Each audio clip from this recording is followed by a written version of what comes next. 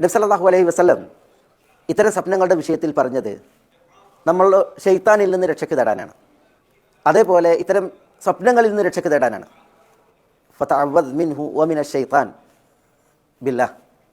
അള്ളാഹുവിൻ്റെ സമക്ഷത്തിൽ അള്ളാഹുവിങ്കൽ ഇത്തരം ദുഷിച്ച സ്വപ്നങ്ങളിൽ നിന്ന് ശൈത്താനിൽ നിന്ന് രക്ഷയ്ക്ക് തേടാൻ വേണ്ടി പറഞ്ഞു.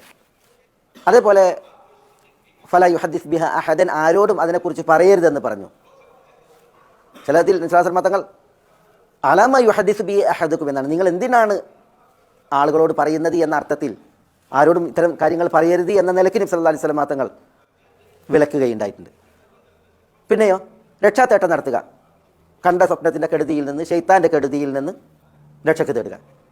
ചില നിവേദനങ്ങളിൽ ഫലിയത്ഫുൽ അൻ യസാരിഹി സലാസൻ, നമ്മുടെ ഇടത് ഭാഗത്തേക്ക് 3 തവണ ഊതാനും പാറ്റിത്തുപ്പാനും പറഞ്ഞു.